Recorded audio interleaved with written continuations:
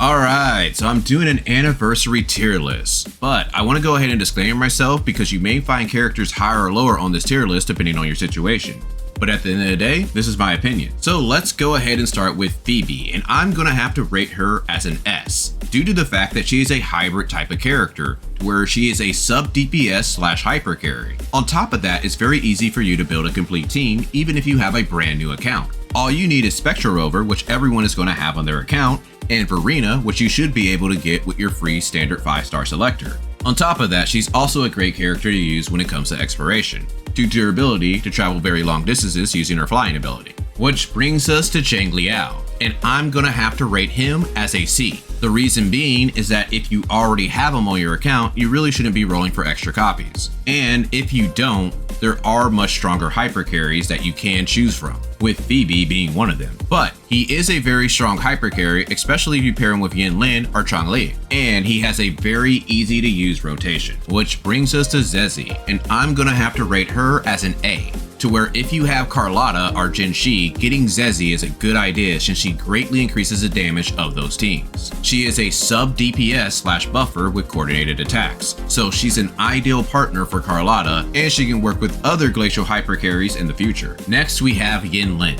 and I'm gonna have to rate her as a B. So if you have Xiangli Yao, you could go for Yin Lin. She is a sub DPS slash buffer with coordinated attacks, and she can be paired in multiple teams, but Zezi is stronger. And her rotations are somewhere between a medium to hard difficulty.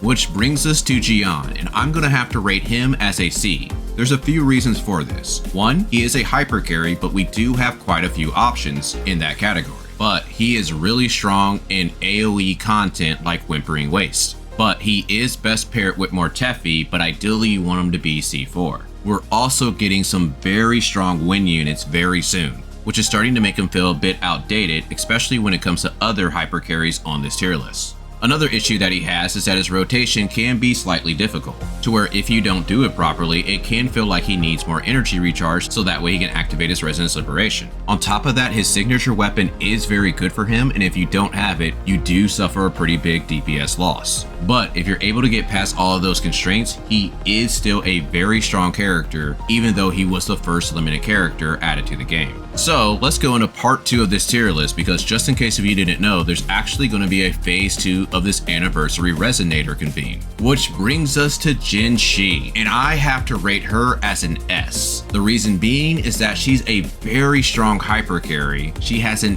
easy rotation, she works with almost every sub DPS, ideally the ones with coordinated attacks, because the main thing that you're trying to do is fill up her forte bar. And this can even be accomplished with a level 1 S0 Yanwu. On top of that, she has an amazing skin, changing her animations, which make her feel even better. Which brings us to Carlotta, to where I have to rate her as an S, because she is also a very strong hyper carry, to where she has a somewhat easy to medium rotation. But for a sub TPS, she's going to want Zezi, Cantarella, or Sanhua, but you can use an S0 Sanhua. And she is getting a summer skin really soon, but sadly it won't change the animations like Jinshi's. Bringing us to Changli, to where I have to rate her as an A+, to where similar to Phoebe, she is a hybrid character, to where she is a hyper carry and a quick swap sub DPS, and she is one of the best characters for quick swap. She has really strong AoE, especially in Wuthering Waves, but her rotation can be pretty difficult, to where I would say it's a medium to hard rotation. And she should be an ideal sub DPS for the upcoming future character, Lupa. And she's also getting a summer skin. Bringing us to Roccia, and I have to rate her as a B.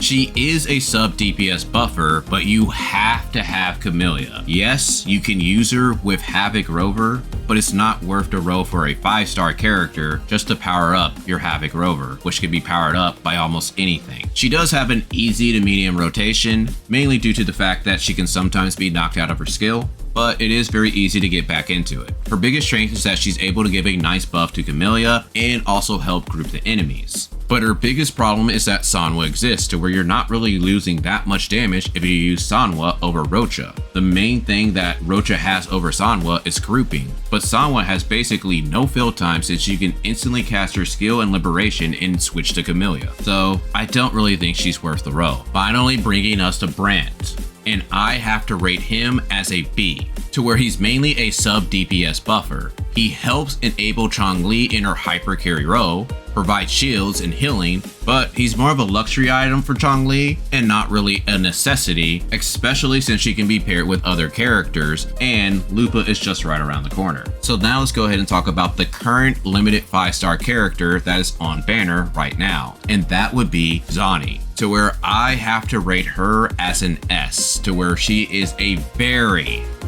strong hyper carry, especially if paired with Phoebe. To put that in perspective, if you have one copy of Phoebe, that is stronger than if you have an S1 Zani with her signature weapon on a team with no Phoebe. When it comes to her rotation, I would say it's somewhere between an easy to medium rotation. And for her sub DPS, ideally she wants Phoebe, but she can also use Rover and the upcoming limited character, Ciaccona. So let's go ahead and talk about Ciaccona, and I'm gonna have to rate her as an S with an asterisk. The reason being is that she's currently not playable in the game, but Curl did release what her kit does along with the showcase. So we're able to find out a few things. She's a very strong sub DPS for Arrow Erosion and Spectral Frazzle characters. She has similar damage amplification like Phoebe's. So she seems like the ideal partner for Carlotta that is going to be coming out in the future. So if you plan to row for Carlotta, you might want to save your rows for Ciaccona, especially if she's going to have a situation